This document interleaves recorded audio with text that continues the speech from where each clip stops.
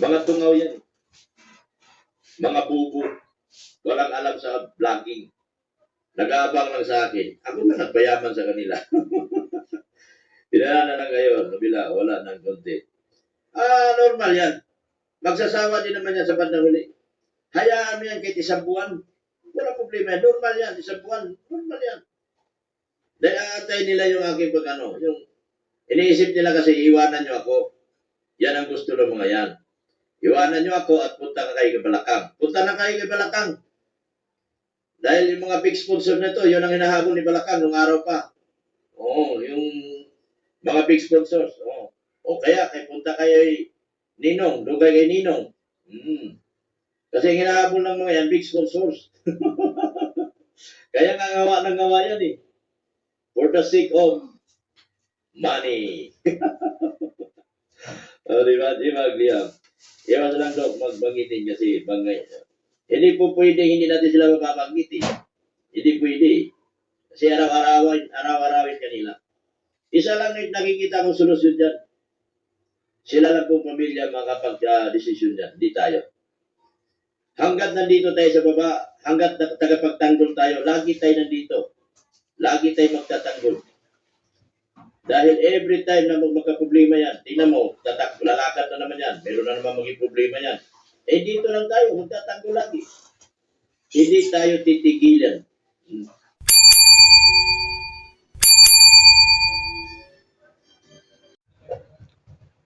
So ayan mga viewers ko, kumusta po kayo dyan? Mga kabayan ko dyan. Nandito na naman po ako. Welcome po kayo sa aking YouTube channel, Radio Channel. Pakisubscribe, like, share, and comment. Mag-isa ibang bansa, mga viewers ni Chris na, mga viewers ni Pugubiero, mga Chris Pop fanatic dyan. Welcome po kayo sa aking YouTube channel. At viewers ni Pugubiero, viewers ni Kalinga Prab, Kiabal Ati Dati Jack, Katekram, viewers ni Miss Ivana Alawi, viewers ni Virgilin Care, viewers ni Papa Dins TV, viewers ni Kabisnes, viewers ni Senator Rapi Tulfo, shout out sa inyo lahat. Viewers ni Daddy Frankie, welcome po kayo sa aking YouTube channel. Please subscribe, like, share, and comment. Okay? Tali tayo. Ito ang aking vlog o comment sa video patungkol ito sa isa sa mga miyembro ng Kalingap, mga viewers ko. Ito ay miyembro ng Kalingap. Hindi ko alam kung miyembro pa rin to ng Kalingap, mga viewers ko. Comment lang kayo kung tama sasabi ko ha. Ito, di ko lang alam kung miyembro pa rin to ng Kalingap kasi nga parang tinitira siya, mga viewers ko, ng kapwa reaktor ng Kalingap. Ang mga bumibira dito, mga viewers ko, ay mga Kalingap reaktor. Na para bang hindi nila kasamahan itong taong ito. Tinutukoy ko rito ay si Dr. Love. Alam niyo mga viewers ko, nakasubaybay ako sa Kalingap. Ito yung naka-scout kay Biancy at tinulungan ni Kalingap, dinulungan siya kay Kalingap Rab at ito na, hanggang sumikat nga si Biancy, di ba? Bilang supporter ng EDSE, ay nakasubaybay tayo. Ngunit wala na yung EDSE mga viewers ko. Pero itong si Dr. Love ay hindi ko alam kung membro po ito ng Kalingap. Comment lang kayo kung tama sasabi ko Kasi binibira siya. Binibira siya ng mga Kalingap partner. Siya yung topic ng mga Kalingap partner reactor. Siya yung topic lagi.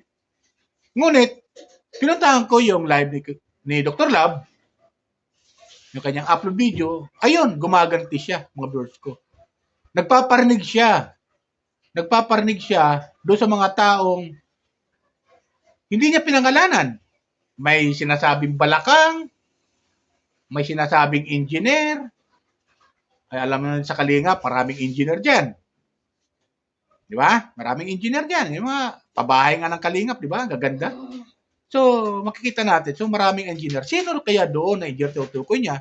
At sino itong tinutukoy niyang Balakang? Na itong Balakang na itong natutukoy niya ay mahilig daw tumangkan.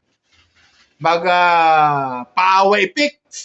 Kesyo, Judith ng kanyang Carlon, Judith ng housing. Mga ganun ba? Mga viewers ko doon sa live ni Dr. Love, napakinggan natin. Yan, sino itong tinutukoy niya? Di ba? Meron itong binabagay na tao eh. Tapos yung engineer, nasabi niya, bobo daw itong engineer. Alam ko hindi magiging engineer ka kung bobo ka eh. Para sa akin, mga bird ko. Comment lang kayo ha. Hindi ka pwede maging engineer kung bobo. Kaya nga ito naging engineer eh. Dahil matalino. Mga viewers ko. Di ba? So mali. Yung para sa akin, kay Dr. Love, mali. Hindi pwede maging engineer ang isang tao kung bobo. Di ba? Ganun yun? Pwede pa siguro, walang diskarte. Pwede pa siguro yun. Pero yung bobo, hindi pwede maging engineer yan eh. Kung bobo. At hindi yan papasa sa board exam. Kasi may board exam yan. Hindi ka matatawag na engineer kahit naging engineer pa, pinasok mong eskwelahan, o nagtapos ka ng engineer o civil engineer o ano to, klaseng engineer, mechanical engineer o ano, basta engineer, chemical engineer, di ba?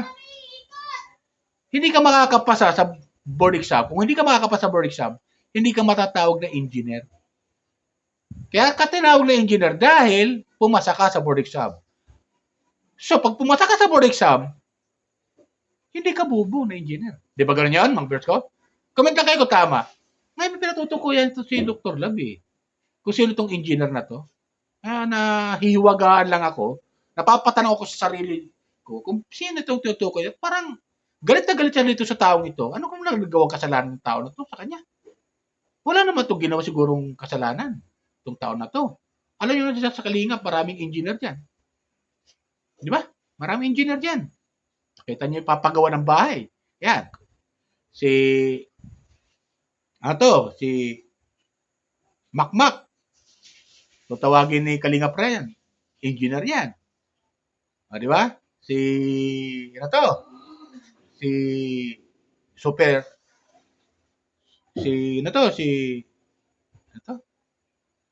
yung mabilis magtrabaho.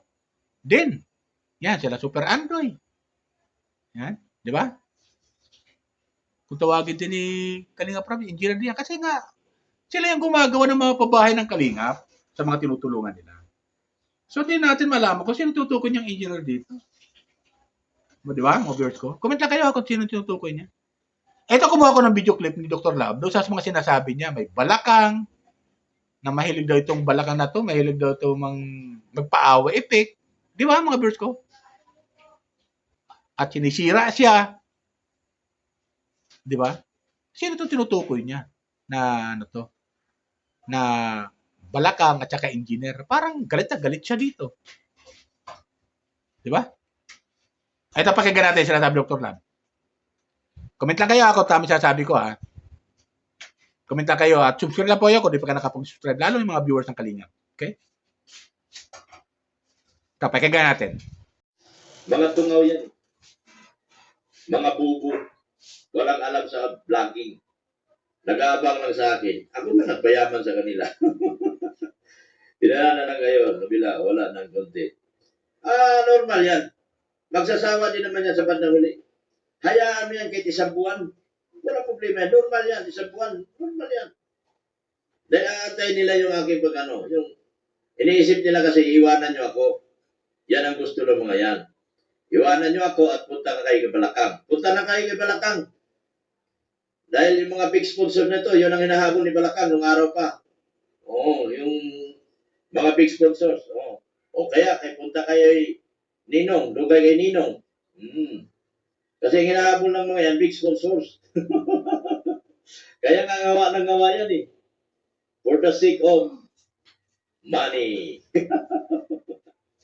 Diba? Liam? Iwan na lang daw magbangitin kasi bangay. Hindi po pwede, hindi natin sila mapapanggitin. Hindi pwede. Kasi araw-arawin kanila. Isa lang nakikita kong solusyon dyan. Sila lang po pamilya makapag-desisyon dyan. Hindi tayo. Hanggat nandito tayo sa baba, hanggat tagapagtanggol tayo, lagi tayo nandito. Lagi tayo magtatanggol.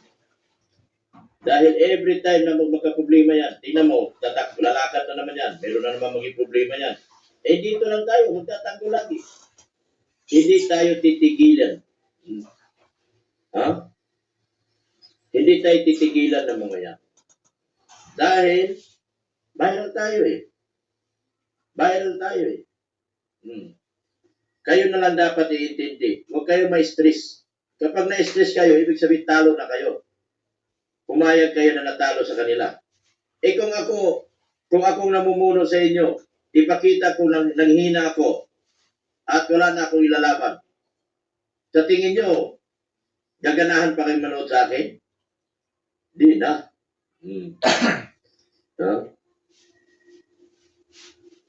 Di na.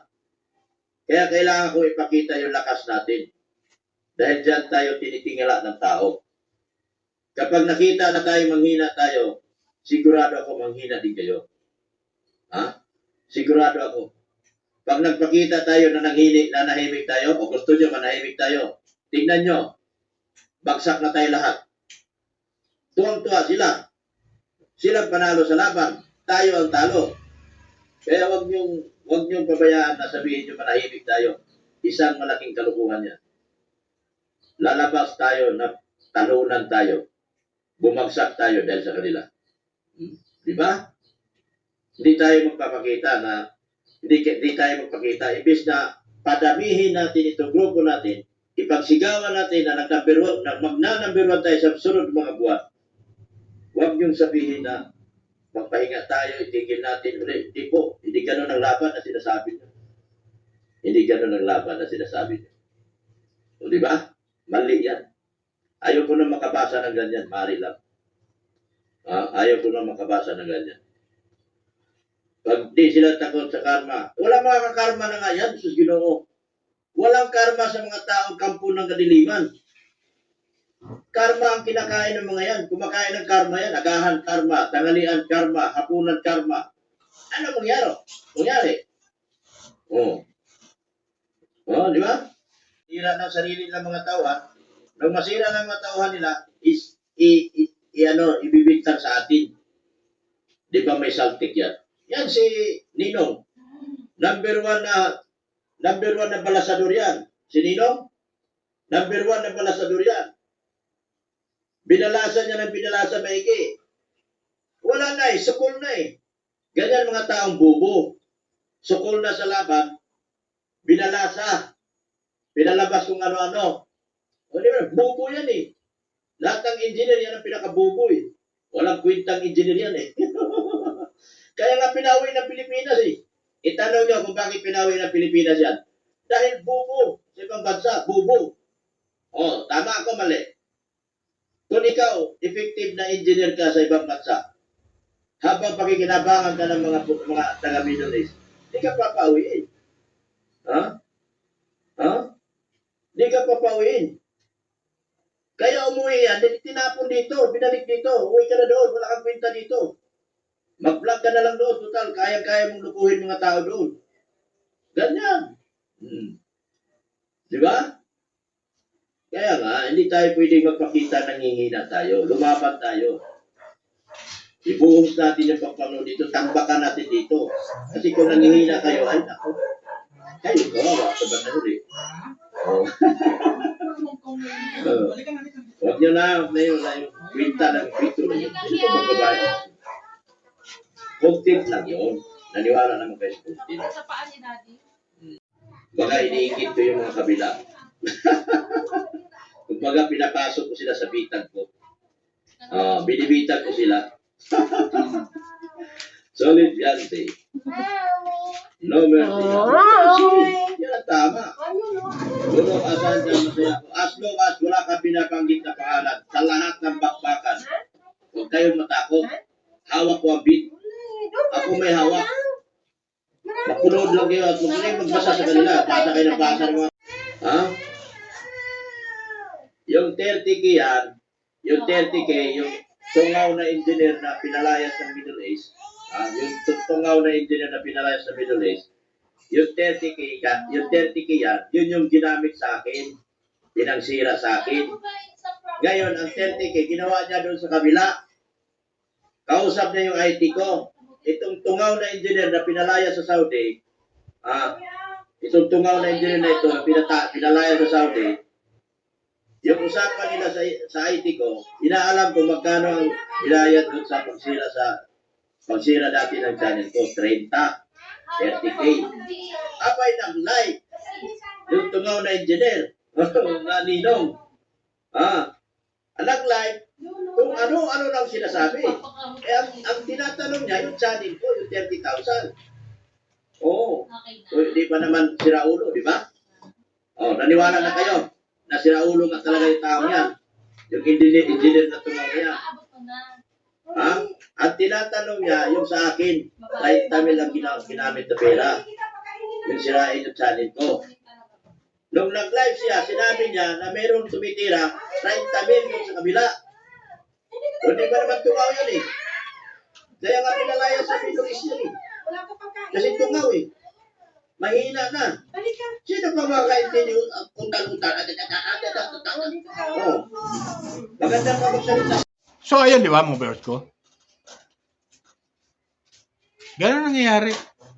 Na para bang inaasar niya itong mga tao binabagit niya, yung balakang, yung engineer, parang inaasar Dr. Love.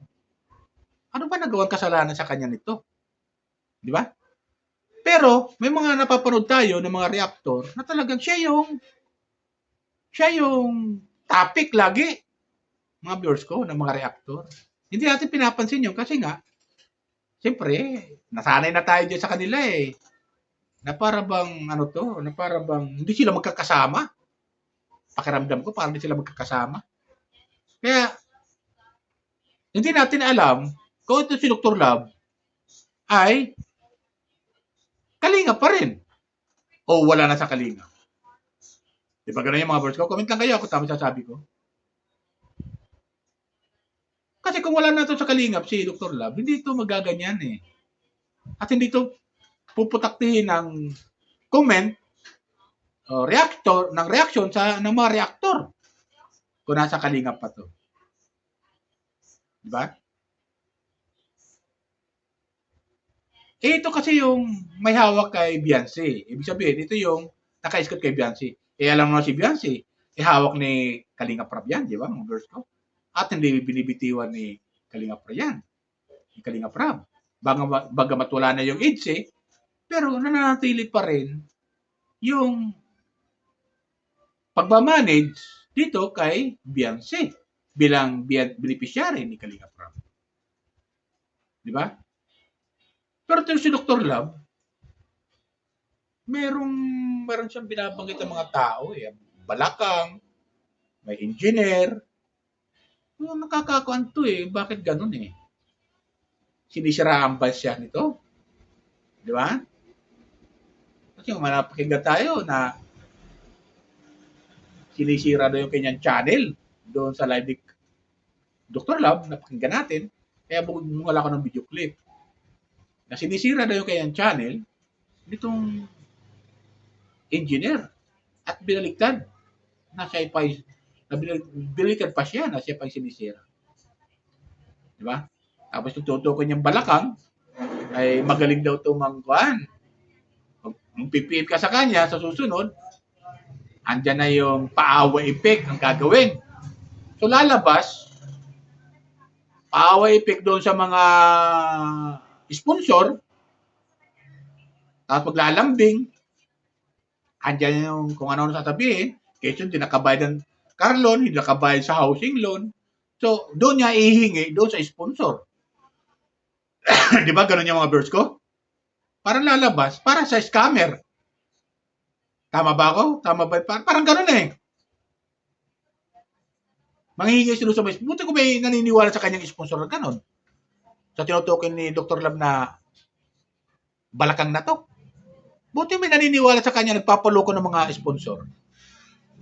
Kung matalino yung sponsor ba, mag-PM ka sa akin, pakialam ko sa car loan mo. Ano pakialam ko sa housing loan mo? Di bayaran mo. Ikaw lang utang, tapos manghihingi ka sa akin. Kapal ang mukha mo, di ba? Di ba gano'n yan, mga verse ko? Comment lang kayo kung tama sasabi ko, ha? So, meron siya binabangkit na tao, eh. Tapos, ayun nga, yung engineer, na sinasabi, na kung ano nung sinasabi dito sa engineer, dito na Dr. Lab. Bakit siya galit na galit dito sa tao na to? May nag-oobang kasalanan yung tao na to sa kanya? O sabi-sabi lang? Di ba? Pag ganun mga viewers ko? O sabi-sabi lang? Anong nagawang kasalanan? Bagamat marami tayong napapanood dito sa mga reactor na talagang siya yung topic lagi. Siya yung topic. Tapos pag nagla-live siya, ayaw kay Dr. Lab, nakaabang sila lahat doon sa live niya. Diba? Parang ganun eh. Nakaabang daw itong mga reactor sa kanyang live. Kaya tuloy sabi Dr. Lab, kumikita kayo sa akin. Nagpapayaman kayo sa akin. Sabi ni Dr. Lab, ako pa nagpapayaman sa inyo. Parang gano'n yung salita ni Dr. Lab eh. Mga viewers ko. Comment lang kayo kung tama sasabi ko. Talagang lalong lumalalim yung sagutan dito sa social media versus mga reactor na mga ilan lang naman to reactor versus Dr. Lab. So parang gano'n nangyayari. Kaya nakakalungkot lang. Isipin na magkakasama sila dati, ba't nagkakaganon? Di ba? Ba't nagkakaganon? Dati sila magkakampi, magkakasama. Ngayon, nagkakagata na sila. Di ba mga viewers ko? Nagkakagata na sila. Ano nangyari? Di ba? Yan lang. Mga sa akin mga viewers ko. Comment lang kayo ha. Kung tama sasabi ko. Sila sa akin. Gusto ko lang magbigay ng comment doon sa ginawa ni Dr. Lab na para bang meron siya pinariringgan na tao, isang balakang, isang engineer na pinariringgan niya na tao, tinutukoy niya na parang galit na galit si Dr. Lab dito. Kasi kung ano mga sinasabi, kasi kung hindi galit na galit sa tao na to, kay balakang at kay engineer, hindi mangyayari yan. Diba, mga viewers ko? Hindi mangyayari mga ganun. So nga lang, talagang nagkakagata na sila. Okay? Comment lang po kayo ha. Lalo yung mga viewers ni Dr. Lab, mga viewers ni Pugo Biharo, mga viewers ni Kalinga Prab, kaya ba Latin Nati Jack, viewers ni Daddy Frankie, viewers ni Bana Lawi, viewers ni Senator Rapi Tulfo. Shout out sa inyo lahat. Welcome po kayo sa aking YouTube channel. Like, share, and comment, subscribe, at no skip ad. Okay? Yan lang po. Bye!